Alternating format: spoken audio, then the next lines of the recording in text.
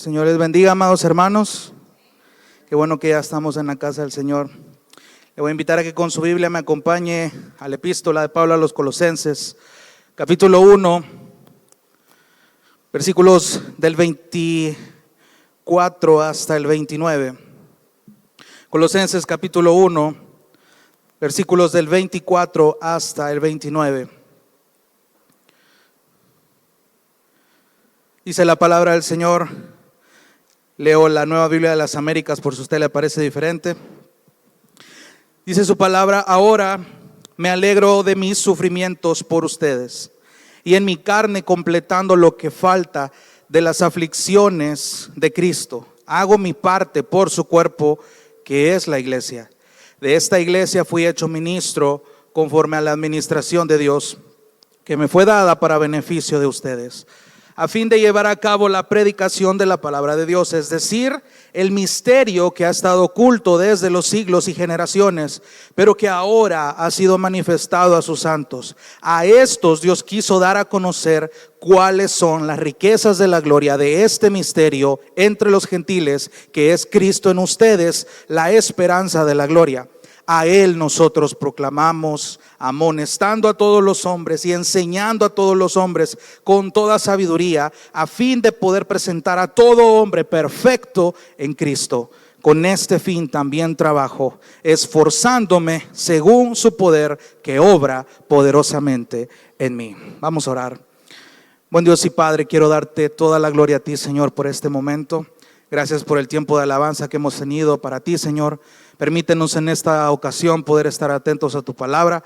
Permítenos estar atentos a ella. Permítenos meditar en ella. Permítenos ser confrontados y consolados por ella. Y más importante aún, Señor, permítenos ponerla por obra en nuestras vidas, Señor. Gracias por cada hermano que está presente y gracias por cada hermano que va a ver este video más adelante. A ti sea la gloria en el nombre de Jesús. Amén y amén. Pueden tomar asiento, amados hermanos.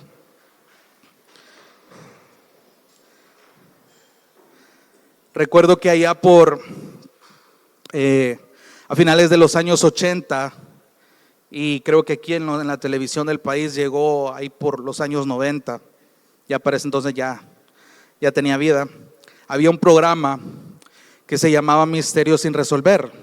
Era un programa que creo que muchos recuerdan acá, y de entrada ese título a mí me llamó la atención porque recuerdo principalmente lo que me llamó la atención de ese programa fueron casos de personas que fueron salvadoras de otras, que fueron como héroes de otras personas y nunca volvieron a verse. Muchos casos donde quedó pendiente un agradecimiento y de no ser por este programa, esta reunión se volvió a dar. Pero de los tantos casos que se daban en ese programa, recuerdo que habían casos que me asombraban y eran aquellos casos de personas que desaparecían, de personas cuyos cuerpos se encontraban muertos, y lo digo con mucho respeto. Eran casos donde las investigaciones quedaron completamente inconclusas porque nunca se halló un cuerpo o nunca se estipuló un motivo en el caso de que se encontraran esos cuerpos. Fue difícil ver madres que perdieron a sus pequeños y no saben si están vivos o muertos, familiares que lamentan la muerte de un ser querido que les fue arrebatado, y en los testimonios de estas personas siempre el común denominador, el mismo discurso que era dicho de muchas maneras diferentes, y decían: solo me queda la esperanza de que un día va a aparecer. Y esa misma frase era repetida de maneras diferentes en este programa.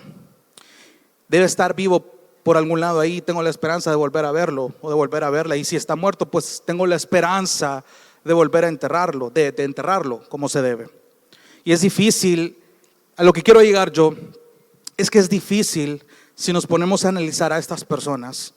Es difícil vivir una vida con una esperanza basado en algo incierto, en algo que no sabemos si al final se nos va a cumplir o no. Estas personas viven actualmente con la esperanza de que algún día sus familiares van a ser encontrados. Es triste porque hay personas que van a morir con esa esperanza y eso nunca lo pudieron ver sus ojos. Es difícil tener una esperanza en algo incierto, en algo inseguro completamente. Y lo que nos atañe a este pasaje es el hecho de que nuestra esperanza como creyentes, hay una esperanza sólida, hay una esperanza segura, hay una esperanza que aunque a nosotros nos llegue la muerte, sabemos lo que nos espera. De esa esperanza es de la que habla el texto que acabamos de leer.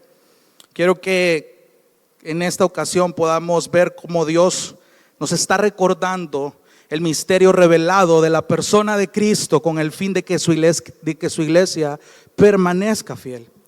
La semana pasada vimos la profundidad de la obra de Cristo en cuanto a la reconciliación, y es necesario entender esto para continuar con este estudio. La semana pasada vimos acerca de la reconciliación, de cómo el acto de Jesús pudo reconciliar lo que era irreconciliable, de cómo a pesar de que teníamos una condición que no tenía remedio, Cristo nos reconcilió con el Padre, y en este presente nos da un propósito y nos otorga el ministerio de la reconciliación, como lo leíamos, de proclamar esta reconciliación bajo el título de embajadores de Dios. Eso lo vimos la semana pasada. Y es interesante porque Pablo mencionó todas estas cosas a los colosenses que se veían acechados por falsas enseñanzas. También lo vimos la semana pasada, y estas falsas enseñanzas trataban de atacar aquella doctrina de que Jesús es Dios y que su sacrificio fue suficiente para el perdón de pecados. Entonces Pablo continúa la enseñanza de cómo este Cristo ha estado involucrado en el ministerio de Pablo, y sigue profundizando en quién es este Cristo, en cómo ahora afecta la vida de todos aquellos que creen en Él. Y por esto, hermanos, en esta oportunidad quiero que veamos tres verdades que nos hablan acerca de esta esperanza de gloria que hemos leído. Y quiero comenzar con el primer punto, y es que esta esperanza, amado hermano, nos da motivos correctos para soportar la aflicción. Esta esperanza nos da motivos correctos para soportar la aflicción. Leamos la primera frase del versículo 24. Dice en la Biblia de las Américas: ahora, dice Pablo, me alegro de mis sufrimientos por ustedes. Dejémoslo hasta ahí. Ahora me alegro de mis sufrimientos por ustedes. Pablo comienza hablando de su sufrimiento actual, y recordemos que mientras Pablo estaba escribiendo esta epístola estaba preso en Roma. No perdamos de vista eso, porque lo curioso es que no vemos a Pablo con una actitud como resignada, así como, bueno, aquí estoy, ni modo, pues gloria sea a Dios. No es esa la actitud de Pablo, no es esa la actitud de Pablo, y no vemos esa actitud en él por estar encarcelado, ni mucho menos está culpando su entorno, no está culpando a personas externas a él, que es lo que un pecador cualquiera haría. Puchica, el Señor me tiene acá, me tiene en esta situación y yo no le veo salida a esto, no debí hacer esto, no debí juntarme con fulano, no debí visitar a fulano, porque por eso estoy como estoy. El pecador busca cualquier excusa menos examinarse él mismo. Eso es propio del pecador. Pero vemos a un Pablo con una actitud completamente distinta, gozoso, alegre, regocijado en medio de su encarcelamiento. Entonces, no está culpando nada externo a él. Y esto no es superficial, no es un estoy alegre, ahora me alegro de mis sufrimientos. No lo vea nada más como la punta del iceberg. Hay algo muy profundo que Pablo está diciendo ahí. Tiene una raíz espiritual, y eso ya lo sabemos.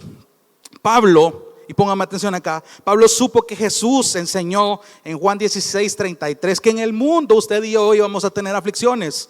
Todos aquellos que iban a seguir a Jesús iban a tener esa realidad. En el mundo, dijo Jesús, tendréis aflicción, pero confíen, porque yo he vencido al mundo. Pablo sabía esa realidad, Pablo conocía esa realidad, pero a pesar de eso, a pesar de que la realidad de Pablo era que estaba encarcelado, que no estaba en las mejores condiciones, tenía gente que lo hostigaba, pero a pesar de ello, Pablo estaba confiando en este Jesús. Y es interesante porque así como lo dice me gusta cómo lo traduce la Reina Valera. Biblia de las Américas dice: me alegro de mis sufrimientos por ustedes, y la Reina Valera dice: me gozo en lo que padezco por vosotros. Me gozo. Y esa es la verdadera traducción de la palabra ahí, el gozo. El gozo es importante, amado hermano. Algo que usted y yo no tenemos que olvidar, y póngame atención con esto, es que parte de nuestro propósito, no el propósito total, sino que parte de nuestro propósito como creyentes es que somos llamados a sufrir, somos llamados al sufrimiento. Esto le estorba y es como lo más incómodo para aquellos que predican la prosperidad, aquellos que viven enseñando de que usted es un campeón, de que si usted ofrenda tanto el Señor le va a bendecir, le va a multiplicar, y que no puede existir un cristiano que sufre, porque si no es porque no tiene fe. Pero la Biblia me está diciendo algo bien curioso y bien confrontador, me está diciendo todo lo contrario y me pone de ejemplo la vida de Pablo. Hermano, parte de nuestro propósito es que somos llamados al sufrimiento, y es lógico, amado hermano, que al inicio no nos va a agradar esta verdad, pero está escrito aquí en la palabra. El sufrimiento es parte de este camino, es inevitable, amado hermano, es inevitable. Quiero leerle un texto, Primera de Pedro, capítulo 2, versículo 21. Porque para este propósito, hablando Pedro del sufrimiento de Cristo, porque para este propósito han sido llamados, dice Pedro a sus lectores, pues también Cristo sufrió por ustedes, dejándoles el ejemplo para que sigan sus pasos. Y de nuevo es precioso ver que Pablo inicia diciendo: me alegro, me gozo de este sufrimiento por ustedes. Pablo no está viendo su situación actual. Pablo está aferrándose a esta esperanza de gloria que ya vamos a ver más adelante. Quiero que veamos todo este sermón a la luz de esta esperanza. Pablo está partiendo aferrado a esta esperanza. Continúa hablando aferrado a esa esperanza. Llega al punto de morir aferrado a esta esperanza. Y mientras él vive, y todas las epístolas que él escribió, él habla de esta esperanza. Pero no solamente lo habla, sino que lo adorna con su propio testimonio de vida. Entonces, hermanos, cuando hay alegría, cuando hay gozo en medio de una tremenda aflicción, eso es algo que solo esta esperanza de gloria puede lograr. Si usted busca sentirse gozoso en medio del sufrimiento ocupando métodos suyos, no lo va a lograr. No va a ser un gozo pleno, no va a ser un gozo realmente fundamentado, va a ser un gozo muy pasajero. Es bien interesante cómo el ser humano es cambiante. Un día amanece con humor y al día siguiente amanece como que si todo el mundo le ha ofendido. Pero Pablo está basando su gozo no en algo temporal, está basando su gozo en algo eterno. Y eso es algo que solo esta esperanza de gloria puede lograr. Para los que están anotando, Romanos 5, versículos 3 y 4, se los leo. Y no solo esto, y vamos a leer más adelante esto de nuevo. Dice, y no solo esto, sino que también nos gloriamos, dice Pablo, en las tribulaciones, sabiendo que la tribulación produce paciencia, la paciencia carácter probado, y el carácter probado esperanza. ¿Se da cuenta cómo esto sí tiene un fundamento espiritual, un fundamento eterno? Santiago 1, que es de los textos que a mí más me encanta: tengan por sumo gozo, amados hermanos, dice, cuando se hallen en diversas pruebas, sabiendo que la prueba de su fe produce paciencia, y que la paciencia tenga su perfecto resultado, para que sean perfectos, maduros, completos, sin que nada les falte. Y no está hablando de cosas materiales. ¿Se da cuenta? Somos llamados a sufrir, pero este sufrimiento tiene un propósito, y por lo tanto debe existir una actitud bíblica en medio de nuestras aflicciones. Luego seguimos leyendo ahí en Colosenses, versículo 24. Ahora, dice Pablo, me alegro de mis sufrimientos por ustedes, y en mi carne, dice, completando lo que falta de las aflicciones de Cristo, hago mi parte por su cuerpo, que es la iglesia. Suena interesante esta frase, porque la Reina Valera lo traduce como: y cumplo en mi carne lo que falta de las aflicciones de Cristo por su cuerpo. Pareciera decir lo mismo, pero hay muchos comentaristas que estaban afirmando, bueno, evidentemente personas que no creían en Jesús, insinuaban que Pablo lo que daba a entender aquí era que, o sea que cuando Pablo dice, bueno, yo pongo mi parte de las aflicciones de Cristo, es como que si diera a entender que el sacrificio de Cristo no fue suficiente para esta obra, para esta esperanza. Evidentemente muchos otros teólogos en la historia de la iglesia refutaron este pensamiento y dicen que Pablo no está hablando, no se está refiriendo a que la obra de la cruz fue insuficiente Pablo está poniendo lo que falta con su sufrimiento. No habla de eso, sino que cuando dice la Biblia de las Américas, y aquí sí refuerza un poco, a hacer su parte, habla de que Pablo ve su aflicción como algo que va a beneficiar y va a ser de edificación para la iglesia. Y ojo con esto, amados hermanos. Vuelvo a leer, dice en la Biblia de las Américas: y en mi carne, completando lo que falta de las aflicciones de Cristo, hago mi parte por su cuerpo, que es la iglesia. Pablo tiene en mente a la iglesia. Pablo está viendo que sus aflicciones tienen un propósito y que su actitud alimenta la intención de permanecer bajo esa aflicción. Hago mi parte por la iglesia. Este es como mi aporte al cuerpo de Cristo. Présteme atención con esto. No le está restando en ningún momento que el sacrificio de Jesús en la cruz fue algo insuficiente. No se está refiriendo a eso. Entonces, llama la atención porque Pablo, de nuevo, tenía los motivos correctos para soportar su aflicción. Estaba aferrado a esta esperanza de gloria. Si examinamos nuestras vidas, amados hermanos, y aquí quiero que nos preguntemos, ¿cuál es su motivación para soportar la aflicción que atraviesa? ¿Cuál es nuestra motivación para aguantar las pruebas que vienen a nuestras vidas? ¿Cuál es nuestra motivación? ¿Cuál es mi motivación para soportar estas tribulaciones que el Señor permite que yo atraviese? De hecho, deberíamos de tener en mente, ustedes y yo, que lo que Dios nos enseña en medio de nuestras aflicciones sí puede ser de beneficio y edificación al cuerpo. Ojo con esto. Lo que Dios nos enseña en medio de las aflicciones sí puede beneficiar al cuerpo, sí puede edificar al cuerpo. No nos avergoncemos, y esto a mí me pegó fuerte, hermano, no nos avergoncemos de exponer nuestras aflicciones. Claro, si la intención obviamente es edificar al mostrar lo que Dios nos está enseñando en esas aflicciones. ¿Sabe por qué? Porque de esa manera es que usted y yo hacemos nuestra parte en cuanto a las aflicciones de Cristo por su iglesia. Présteme atención. Porque en ese sentido ustedes y yo somos partícipes de las aflicciones de Cristo. De hecho, Pablo se lo dice a Timoteo de la siguiente manera, en 2 Timoteo 1:8. Exhortando a Timoteo le dice: por tanto, no te avergüences del testimonio de nuestro Señor, ni de mí, prisionero suyo, sino participa conmigo de las aflicciones por el evangelio. ¿Y de quién habla el evangelio? De Cristo, de la esperanza de gloria. Pablo se lo recordó a Timoteo. Entonces le pregunto de nuevo, ¿qué es lo que nos motiva a usted y a mí para soportar las aflicciones que Dios nos permite pasar? La esperanza. La esperanza.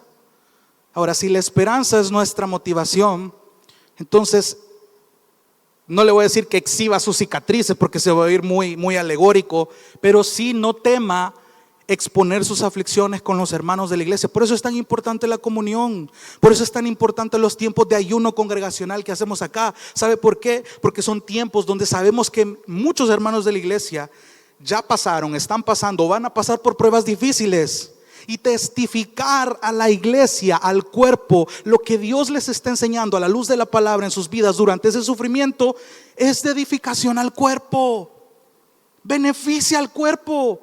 Los hace que se aferren aún más a esta esperanza. Si usted vino desganado, si usted vino con incertidumbre, si usted vino y que ya no quiere hacer nada con este cristianismo, que se quiere acomodar, este tipo de situaciones que muchos hermanos atraviesan son de edificación, porque ¿sabe qué? A través de la prueba de mi hermano yo puedo ver, ahí está la esperanza. Ahí está la esperanza de fulano, ahí está mi esperanza también, ahí debería de estar. Para eso son los tiempos de ayuno, para aferrarnos otra vez a la esperanza, para buscar con una intención espiritual a tal punto de que estamos dispuestos a renunciar al alimento normal con tal de aferrarnos a esta esperanza. Aprovechando el comercial, le recomendaría que no nos perdiéramos el siguiente ayuno congregacional que en algún momento se va a anunciar, porque son momentos muy intencionales. Entonces, examinemos lo que nos motiva realmente en medio de la aflicción.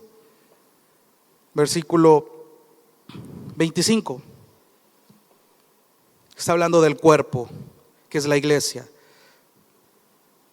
De esta iglesia, dice Pablo, fui hecho ministro conforme a la administración de Dios que me fue dada para beneficio de ustedes. Se da cuenta, lo vuelve a decir. Pablo tiene en mente a los creyentes, a la iglesia, al cuerpo, a la comunidad de santos.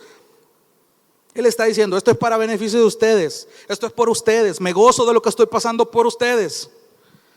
Pablo nos está confirmando que efectivamente fue llamado a ser ministro. Y es interesante la palabra en griego para esta traducción de ministros, porque es diáconos.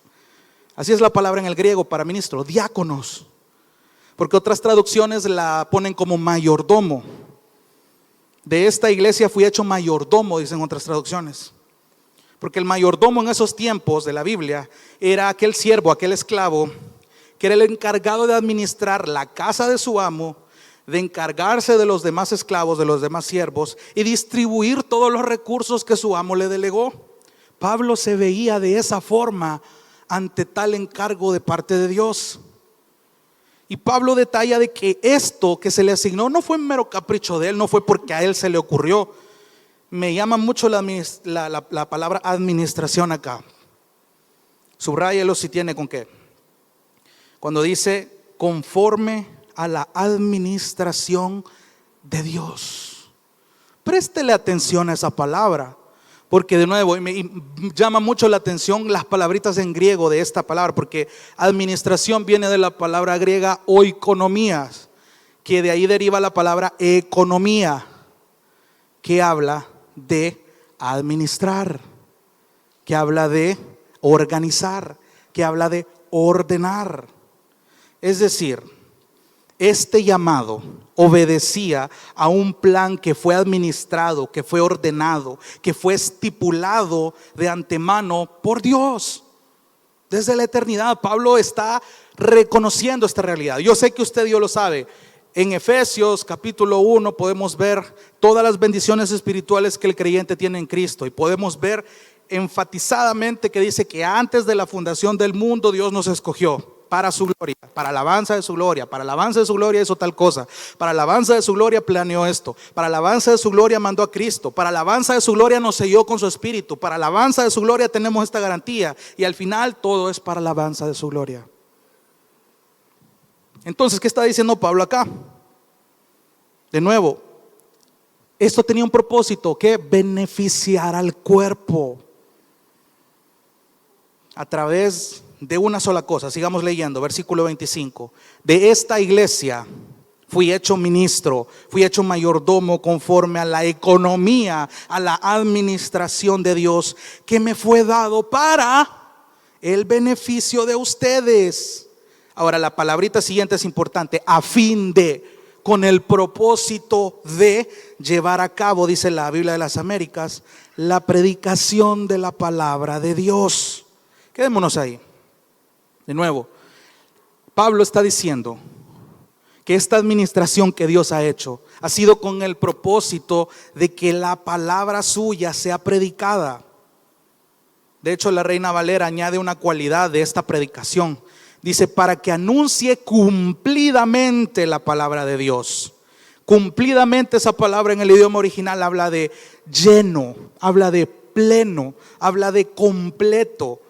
Esta predicación tiene que ser predicada, valga la redundancia, de una manera completa, de una manera fiel. Esta predicación tiene que ser exacta. No se puede pasar un detalle importante de esta esperanza que tiene que comunicarse. Eso es lo que Pablo está diciendo. De eso está hablando cuando dice que esta esperanza, amados hermanos, nos está dando motivos correctos para soportar la aflicción. Y de nuevo, examinemos cuál es el motivo que tenemos actualmente para soportar la aflicción que Dios nos permite pasar, a fin de llevar a cabo la predicación de la palabra de Dios. Aquí quiero ir con el segundo punto. Esta esperanza está siendo anunciada actualmente. Es una esperanza que está siendo anunciada. Versículo 26. Aquí Pablo profundiza un poco más. A fin de llevar a cabo la predicación de la palabra de Dios, es decir, dice Pablo, el misterio que ha estado oculto desde los siglos y generaciones. Quedémonos hasta ahí. Un misterio es algo que no se puede explicar en su totalidad, que no puede ser comprendido en su totalidad, porque permanece reservado, escondido o hasta cierto punto en secreto. Y en este contexto, amados hermanos, cuando Pablo dice que este misterio ha estado oculto desde siglos y generaciones, efectivamente nos confirma que este misterio no podía ser explicado ni comprendido en su totalidad, porque no se había dado más detalle que el que los profetas habían dicho en el Antiguo Testamento, nada más. Los profetas en el Antiguo Testamento hablaron tantas veces de una esperanza que iba a venir, de una esperanza futura que iba a tener Israel, de una esperanza que incluía aquellas naciones que no eran israelitas, de un Mesías que iba a venir y era llamado la esperanza, Padre eterno, príncipe de paz. Principalmente Isaías y Ezequiel hablan de esto.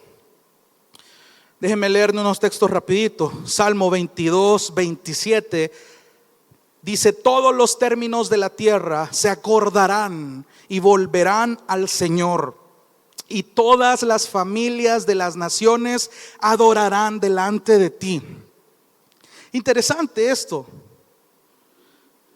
porque no solamente está hablando de la nación de Israel, está incluyendo a todas las naciones. Dice que un día se volverán al Señor y todas las naciones se adorarán delante de ti. Esto es algo profético. Y es interesante esto, y lo podemos encontrar en un montón de salmos. Isaías 52:10, hablando en el contexto de una promesa de que Sión iba a ser restaurada, Isaías profetiza diciendo: el Señor ha desnudado su santo brazo a la vista de las naciones, y todos los confines de la tierra verán la salvación de nuestro Dios. Todos los confines de la tierra. ¿Se está dando cuenta de lo que el profeta está dando a entender acá? Romanos 16, 25 y 26. Aquí sí, acompáñenme por favor. Romanos capítulo 16, que es de hecho del último versículo de Romanos. Romanos capítulo 16, versículo 25 y 26. Al final de su carta, Pablo hace una doxología que incluye una frase muy interesante. Romanos 16, 25 y 26 dice: y a aquel que es poderoso para firmarlos conforme a mi evangelio y a la predicación de Jesucristo, según la revelación del misterio que ha sido mantenido en secreto durante siglos sin fin, pero que ahora, versículo 26, ha sido manifestado y por las escrituras de los profetas, conforme al mandamiento del Dios eterno, la economía, la administración, ha dado a conocer a todas las naciones. ¿Para qué? Para guiarlas a la obediencia de la fe. ¿La fe en quién? En Cristo, en esta esperanza que Pablo está predicando. Váyase más adelantito a Efesios capítulo 3. Ese texto a mí me encantó, Efesios capítulo 3. Vamos a leer desde el versículo 1 para que vayamos entendiendo lo que Pablo está diciendo. Efesios capítulo 3.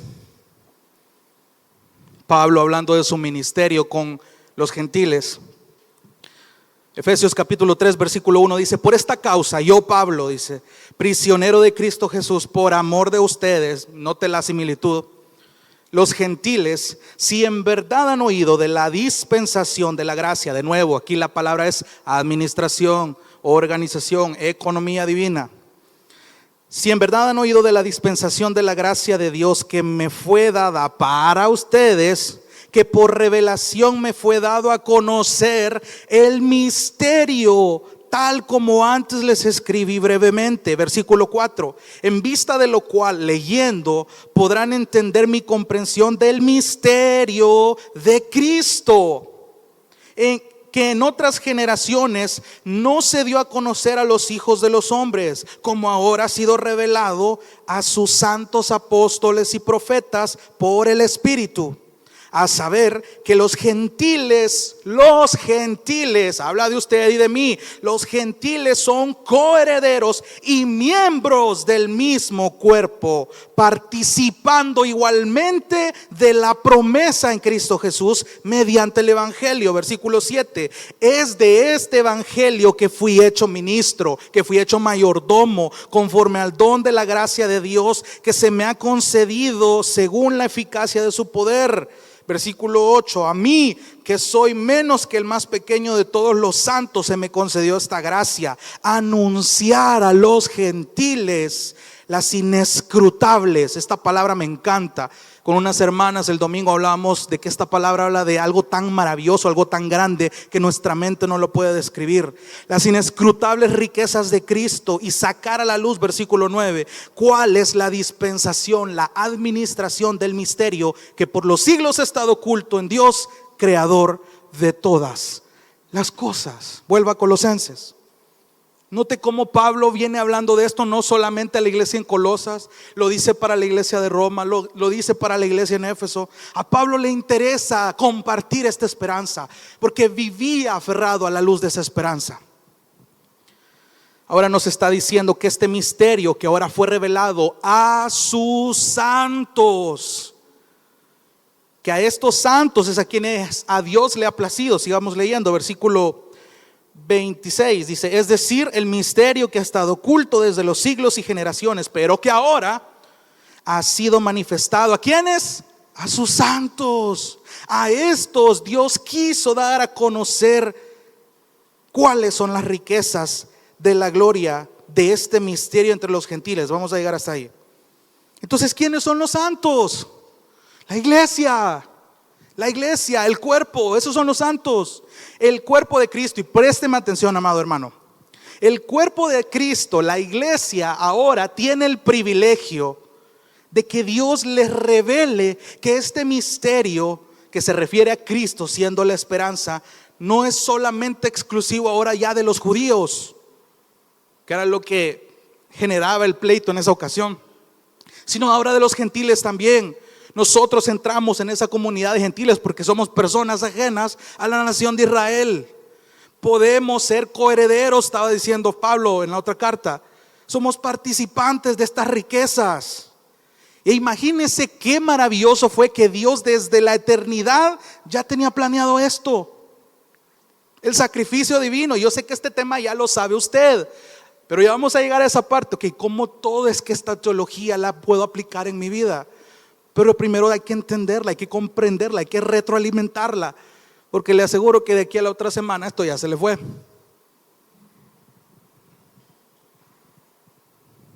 Esa es nuestra realidad. Pero esto a mí me motiva, me debería de aferrar más a la esperanza. Qué bueno que tenemos esa esperanza. Este es el Cristo que hoy está siendo anunciado. Este es el Cristo que hoy, día jueves, estoy más que seguro que en muchas otras iglesias de sana doctrina a esta hora en otras partes del mundo también está siendo anunciado. Y gloria a Dios por eso, porque eso es parte del plan. El plan se está llevando a cabo y no hay quien lo pare. Eso es precioso. Eso es bello. Que la iglesia se reúna porque realmente le interesa aferrarse a esta esperanza, porque entiende que va contracorriente en un mundo que está bombardeando pecado, que hace lo más esforzado por permanecer firme en contra de todo lo que Dios enseña y lo que Dios es. Pero gloria a Dios que esta esperanza está siendo anunciada hoy. Gloria a Dios porque esta esperanza nos da motivos correctos para aguantar la aflicción. Ese es el misterio. Terminemos de leer el versículo 26, es decir, el misterio que ha estado oculto desde los siglos y generaciones, pero que ahora ha sido manifestado a sus santos, ha sido manifestada a la iglesia, a estos. Versículo 27, Dios quiso, le plació, por su voluntad, quiso dar a conocer cuáles son las riquezas. Y esta palabra no debe ofender a nadie. Hermanos, somos ricos en bendiciones espirituales. Y créame, eso pesa mucho más que cualquier oro del mundo. Somos ricos en bendiciones espirituales. Somos extremadamente bendecidos.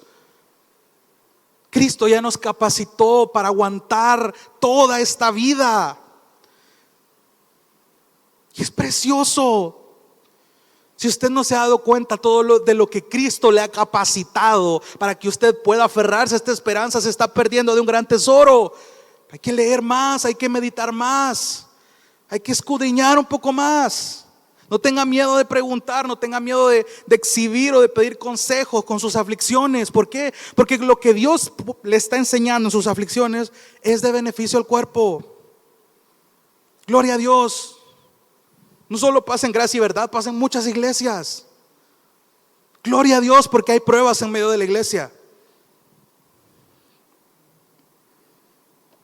A estos Dios quiso dar a conocer cuáles son las riquezas de la gloria de este misterio entre los gentiles, que es Cristo en ustedes, la esperanza de gloria. Repítase eso. La riqueza de este misterio es Cristo morando en los gentiles. Aquellos que eran ajenos, aquellos que eran irreconciliables, aquellos que ni en millones de años pensaban ser añadidos al redil junto con los judíos que se creían totalmente exclusivos por ser los receptores de la ley de Moisés. Todas aquellas historias que tenemos reveladas en este libro, en su mayoría sucedieron alrededor de la geografía de Israel. Tenían de qué presumir esta gente, pero oh sorpresa, en los planes de Dios estaba mandar a un Mesías, quienes pensaban que exclusivamente los iba a rescatar a ellos solamente. Pero vino a ser algo mucho más precioso. Vino a ser a las naciones paganas que no tenían nada que ver y no querían nada con él, participantes y coherederos. ¿A quién se le ocurre eso? Solo Dios puede planear algo así. Solo Dios puede orquestar algo tan profundo. Usted ya se puede la historia de la cruz. Usted sabe que Jesús sufrió, que resucitó, que ascendió. Ok, de nuevo, como se lo dije en el sermón pasado, ¿cómo está asimilando todas esas verdades de modo que afecten todas las decisiones que usted toma? ¿Cómo lidia usted con sus fracasos a la luz de esta esperanza? Este es el Cristo que hoy está siendo anunciado en cada nación en estos tiempos. Esa es la esperanza a la que nos aferramos. A Cristo, quien veremos cara a cara un día, hermanos. Me encantó recibir una clase de escatología en el seminario, no tanto para debatir posturas, sino porque me encantó algo que el profesor mencionaba, de que a la iglesia le hace falta recordar que Cristo va a volver un día. ¿Saben por qué? Porque eso afecta a su vida diaria.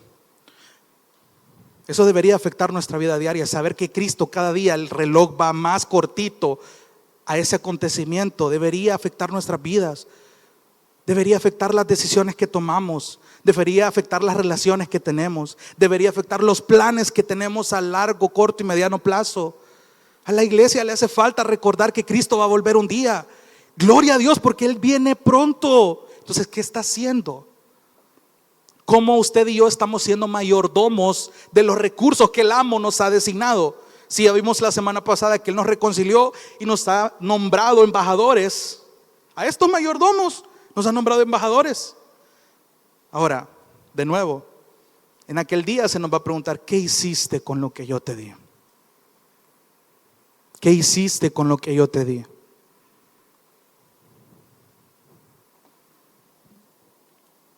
Vamos a ser parte de esa gloria eterna. Esa es la esperanza de gloria. Y aquí quiero detallar, aquí quiero profundizar un poco más.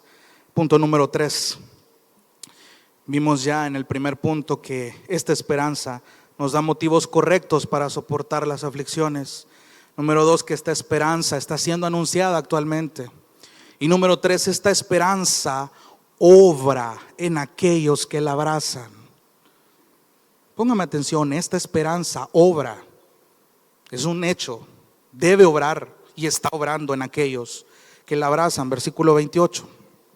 Luego de que Pablo ha estado hablando de esta esperanza de gloria, se ha venido escribiendo una teología tan profunda que hemos venido estudiando desde hace unas semanas atrás, una cristología tan profunda que realmente una hora no abunda para realmente profundizar más en estos textos, pero le animo a que pueda seguir investigando toda la cristología que hay solo en el capítulo 1 de esta epístola de Colosenses. Es increíble cuando dice que por medio de Él y para Él fueron todas las cosas. Póngase a pensar en eso y todo lo que eso implica. Versículo 28, a Él nosotros proclamamos. Aquí hay algo interesante, son 3 acciones que me llaman la atención acá. Aquí los puede ver. A Él nosotros primero proclamamos, segundo amonestando a todos los hombres y tercero enseñando a todos los hombres, pero no una enseñanza superficial, sino aquí dice enseñando a todos los hombres con toda sabiduría. Préstele atención a estas 3 palabras y quiero empezar con la primera. A Él nosotros proclamamos.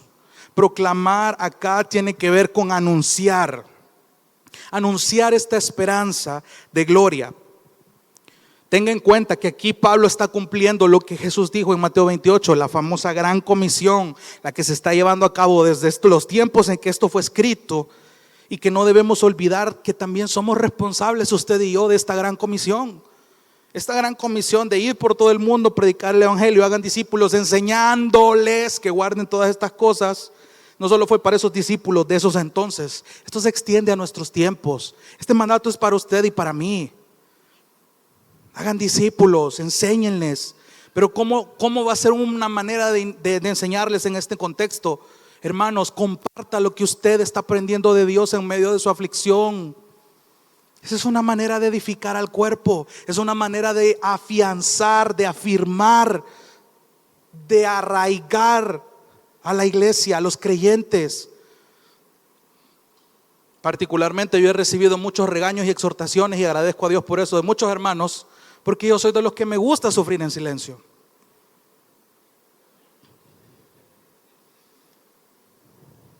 Y gloria a Dios por esas exhortadas.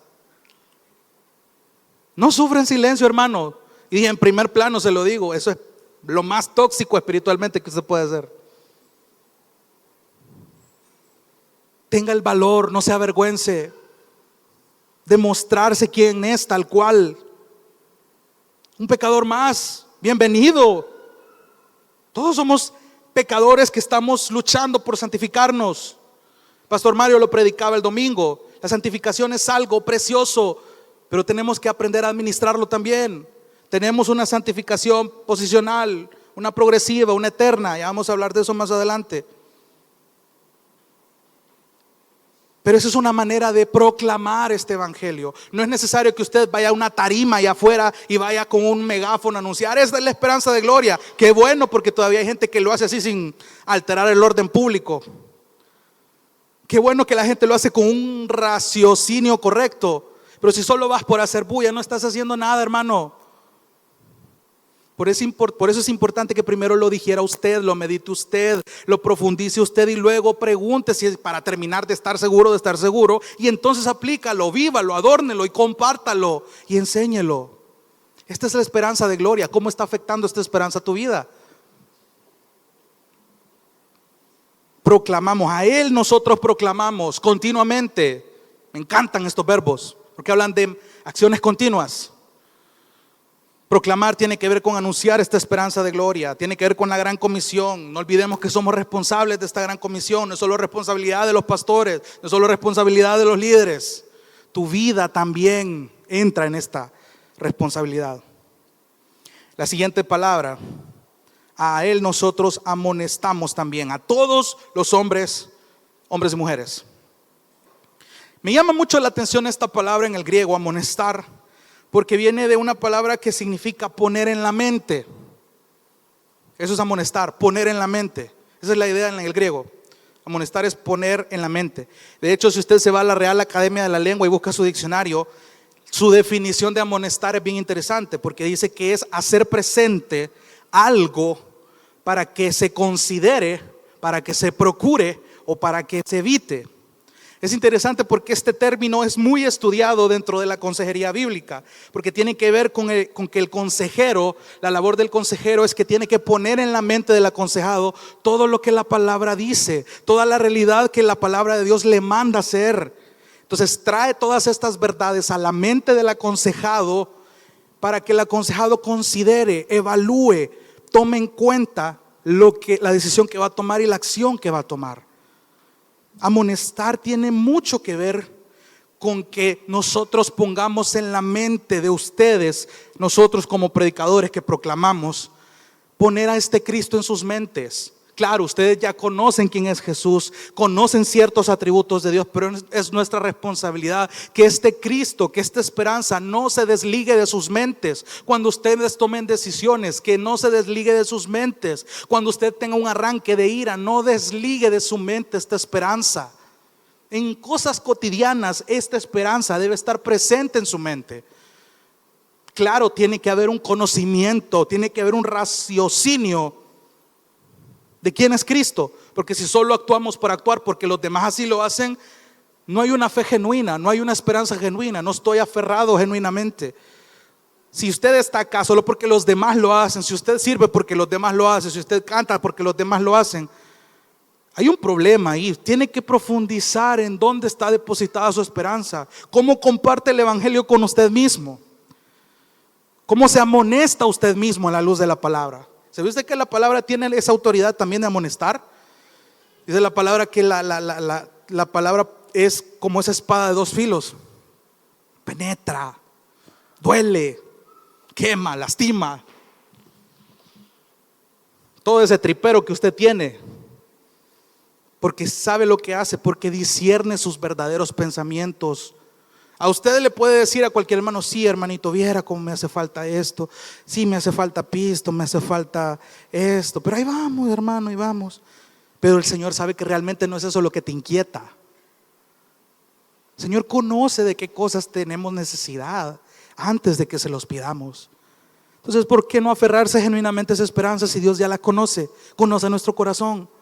Entonces busquemos ser amonestados por la palabra. No le tengas miedo, hermano, a la amonestación, porque se trata de poner en la mente, de que en tu mente exista esta esperanza, pero que no se quede ahí. Por eso sigue la siguiente palabra. De hecho, amonestar tiene que ver con esa parte, poner en la mente quién es Dios y qué dice la Biblia. Y su mente va a procesar esto para llevarlo a la acción. Y aquí es donde viene la siguiente palabra. Y enseñando a todos los hombres con toda sabiduría. Esto es precioso, porque enseñar bajo nuestra experiencia o por un método ajeno a la palabra, como muchos predicadores lastimosamente lo hacen, eso es obrar con necedad. Cuando yo establezco métodos que la Biblia no me manda a hacer, cuando yo quiero darle una ayudita a Dios, eso no es enseñar con sabiduría. Cuando yo quiero vivir el cristianismo a mi manera, porque esa es la manera que a mí más me conviene, porque ¿qué van a decir los demás? Eso no es obrar con sabiduría, eso no es enseñarte con sabiduría, eso no es alimentarte con sabiduría. Y de nuevo, me encanta el ejemplo que dio el pastor Marcelo la semana antepasada, en algo tan básico como el comer. ¿Cómo te estás alimentando, hermano? Y te lo voy a repetir cada vez que tenga la oportunidad, porque esa cucharada me cayó fuerte a mí. Si nos tomamos el tiempo de saltarnos los 3 tiempos de comida un día, nuestro cuerpo lo va a resentir. Y vamos a buscar hacer el tiempo, por más lleno que tengamos la agenda, vamos a buscar hacer el tiempo para comer. Entonces, si usted sabe que necesita alimento espiritual, tiene que hacer el tiempo. Tiene que hacer el tiempo. Tiene que hacer el tiempo. Tenemos que hacer el tiempo. Pero esto se logra con sabiduría. Es evidente que necesitamos sabiduría siendo pecadores. Y me regreso de nuevo al ejemplo de Santiago, que de hecho después de hablar de las pruebas, en Santiago 1:5 habla de la sabiduría, que dice que si alguno de ustedes, por no decir todos, tiene falta de sabiduría, que se la pida a Dios. No te van a cobrar IVA por pedir sabiduría. Es precioso, eso es gratis. Si a alguno de ustedes le falta sabiduría, dice Santiago, pídasela a Dios. Él la va a dar de manera abundante y sin reproche. Pero no la pide.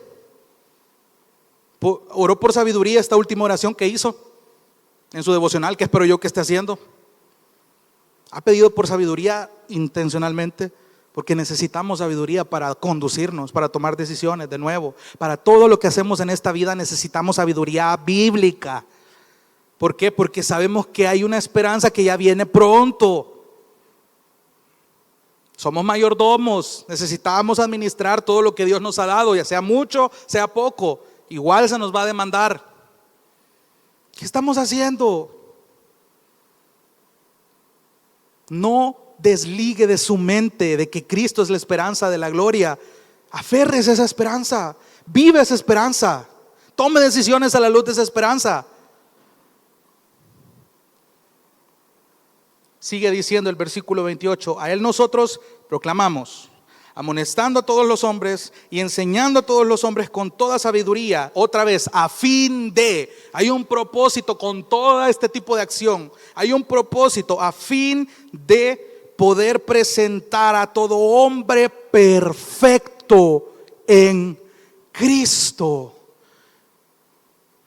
Pablo juega mucho con esa preposición, en Cristo, y es importante porque todo esto es bajo la obra de Cristo, bajo todo lo que Cristo es. Por eso es importante para Pablo que usted entienda la cristología que está hablando aquí en Colosenses, porque todo esto es en Cristo, por Cristo, a través de Cristo, para Cristo. Todo se trata de Cristo. Su vida debe ser exactamente igual. Usted nació por voluntad de Dios, porque el sacrificio de Cristo también le alcanzó un día que usted por el Espíritu Santo le fue abierto su entendimiento para conocer a este Cristo, y a partir de su nacimiento ahora toma decisiones para complacer a Cristo, para agradar a Cristo, y porque entiende que en Cristo usted es nueva criatura. Lo vimos la vez pasada. Si alguno está en Cristo, nueva criatura es. Las cosas viejas pasaron y aquí todas son hechas nuevas. Son nuevas para que ustedes y yo tomemos la decisión a la luz de esa esperanza. ¿Por qué? Porque el propósito es que ustedes y yo nos presentemos un día perfectos. Aquí está hablando de madurez, está hablando de plenitud. Y ojo, sí hay un propósito para todas estas acciones. Y de nuevo, cuando habla de perfección, que de hecho esta misma palabra es usada en Santiago cuando dice que la prueba produce paciencia para que sean completos y cabales, o sean perfectos y cabales. Habla de madurez. Cuando habla de perfección, habla de madurez espiritual, que en este contexto está también orientada a la santificación. Cuando somos maduros en Cristo,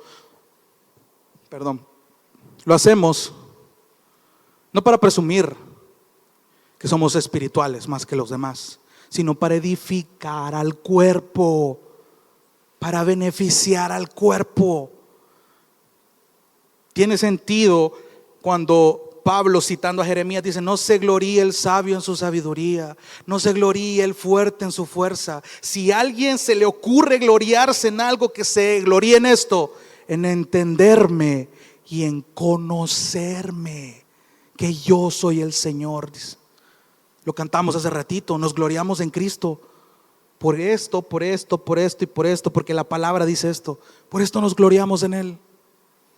Esa es la esperanza en la que usted y yo nos gloriamos. ¿Por qué? Porque tenemos un estándar de que un día vamos a estar delante de Él perfectos en Cristo.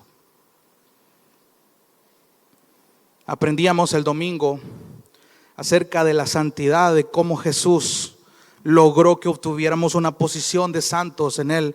Pastor Mario compartía en el grupo de WhatsApp algo muy precioso, hablando acerca de esto, de que mientras vivamos en este mundo, Dios ya nos capacitó para llevar a cabo esta santificación progresiva. Ya tenemos la gracia, ya tenemos los medios que necesitamos para que se cumpla lo que Dios ya estableció en Cristo, para que nuestra santificación al final sea completa. ¿Sabe por qué? Porque es tan importante que usted entienda lo que Efesios 1 dice, que usted tiene todas estas bendiciones, tiene todos estos recursos, tiene todos estos medios de gracia para que su santificación se lleve a cabo. Usted no puede ser capaz de llegar siendo creyente, siendo nacido de nuevo, en el día que se presente delante del Señor y: Señor, yo creo que mi cuota de santidad no me alcanzó. Porque no depende de usted. Los recursos, la gracia, ya Dios se las dio en Cristo.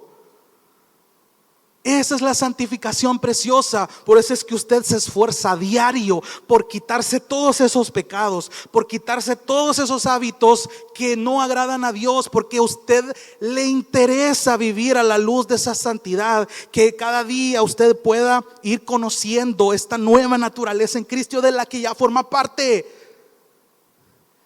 Pero si usted ni siquiera sabe dónde está Zacarías, estamos mal, hermano. De verdad, hoy más que nunca le animo a que haga un tiempo para su devocional. No se limite a posts de Facebook, ni de Instagram, ni de videos de predicadores. Claro, eso es una bendición, pero créame que es mucho más beneficioso para su alma cuando usted hace el tiempo en su cuarto, en su mesa, en su oficina, a donde sea. Y si usted se aparta para meditar un momentito de manera intencional en lo que Cristo trata de decirle en su palabra, y que usted se pregunte: ok, ¿cómo hago para poner esta verdad en mi vida? Ese es el cristianismo. No se trata de adornarle tanto. Esto es tan básico y tan práctico como esto. Esa es la palabra. Esto es tan práctico como eso. Aquí quiero ir terminando. Por eso es tan importante que usted sepa que ya tiene los recursos. ¿Cómo hago? Lea su palabra. Lea la palabra. Pregunte a los líderes. No tenga miedo de externar sus aflicciones. Hay una esperanza que ustedes y yo tenemos en común. Y mientras más nos edificamos unos a otros de lo que Dios nos enseña a la luz de su palabra durante nuestras aflicciones, hay una nutrición espiritual increíble. Por eso es tan importante la comunión. Por eso es tan importante que usted se quede después del culto, no meramente para comer. Esa es una bendición también, pero pregúntele a su hermano cómo ha estado. Si está atravesando por pruebas, pídale si puede orar por él. Ore por él o ella. Ese es el cuerpo, ese es el diseño. Y al final dice: a fin de poder presentar a todo hombre perfecto en Cristo. Y me encanta como Pablo dice en el versículo 29: con este fin también trabajo. Sabiendo esto, Pablo lo que está diciendo es: yo me estoy esforzando para lograr exactamente lo mismo que ustedes. Y él entiende que no es bajo sus métodos, sino a la manera de Cristo. Me encanta cómo la Reina Valera traduce Filipenses 1:6: estando persuadido de esto, que el que comenzó en vosotros la buena obra, la perfeccionará hasta el día de Jesucristo. Esa es la esperanza. Entonces, amado hermano, son tres verdades que no podemos pasar por alto. Que número uno, que esta esperanza nos da motivos correctos para soportar la aflicción. Número dos, que esta esperanza está siendo anunciada actualmente. Número tres, que esta esperanza obra en aquellos que la abrazan. Quiero terminar con algo, leyendo un capítulo del libro de Miguel Núñez, Siervos para su Gloria. Enseñaba algo de que cuando el hombre pecó, perdió muchas cosas, y una de ellas era de que perdió el sentido de su satisfacción. Cito, dice que Adán tenía que vivir en relación con Dios y trabajar para su gloria. Ese era el diseño. Pero perdió la satisfacción cuando pecó. Perdió el gozo de la criatura. Ahora el trabajo de Adán y toda su labor iba a ser algo tedioso, iba a ser algo monótono, iba a ser carente del sentido de lo eterno. Y a este punto quiero llegar. Cualquier trabajo, cualquier labor que usted y yo hagamos sin el sentido de lo eterno va a carecer de propósito. Cualquier cosa que usted se empeñe a hacer, si no tiene de vista lo eterno, no tiene sentido. se vuelve pesado, se vuelve estresante. Y eso aplica para cualquier labor, tanto natural en sus trabajos normales como en el trabajo que hace usted para Dios. De hecho, usted no debería de separar lo secular de lo espiritual, si en su trabajo también es una manera de glorificar a Dios. Usted no se desliga de esta atmósfera espiritual cuando sale de estas cuatro paredes. Usted sigue adorando al Señor en otros lugares. Esa es la esperanza. La vida que usted tiene afuera de estas paredes también me dice de qué manera usted se aferra a esta esperanza.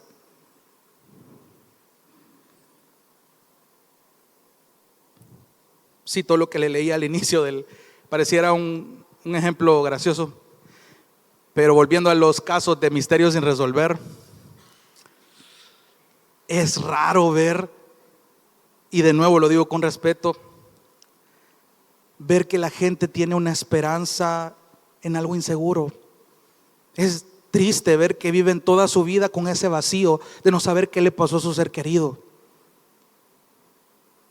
Es triste, es difícil. Personalmente conozco muchas personas que las épocas violentas les arrebató a sus seres queridos y no saben qué pasó con ellos. No saben si están vivos o están muertos. Tienen una esperanza de no saber qué pasó con ellos, pero tienen una esperanza, pero está basado en algo inseguro. Y vivir así, imagínense lo difícil que es.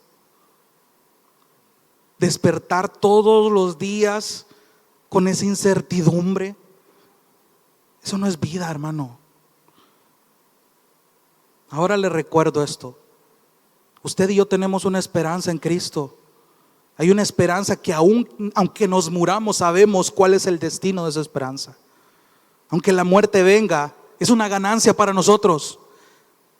Nuestra vida y nuestra muerte debe ser Cristo. Sea que vivamos, sea que muramos, somos del Señor. Permítame leerle y con esto termino. Romanos capítulo 5, que es el texto que veíamos. Romanos capítulo 5. Vamos a leerlo desde el versículo 1. Romanos capítulo 5. Hablando del tema de la justificación, Pablo dice algo precioso acá. Por tanto, habiendo sido justificados por la fe, tenemos paz. Habla de la reconciliación para con Dios por medio de nuestro Señor Jesucristo, por medio de quien también hemos obtenido entrada por la fe a esta gracia en la cual estamos firmes y nos gloriamos en la esperanza de la gloria de Dios. Versículo 3. Y no solo esto, sino que también nos gloriamos en las tribulaciones, sabiendo que la tribulación produce paciencia. Versículo 4. Y la paciencia, carácter probado, y el carácter probado, esperanza. Versículo 5. Y préstele atención. Y la esperanza, esta esperanza de gloria, no desilusiona, no nos defrauda, porque el amor de Dios ha sido derramado en nuestros corazones por medio del Espíritu Santo que nos fue dado. Esa es nuestra esperanza. No debemos olvidarla. Es difícil vivir confiando en una esperanza que nos va a defraudar. Hermano, aquí le abro mi corazón. En una ocasión, yo abrí mi corazón con los líderes y les expuse todo aquello que no traía satisfacción a mi vida.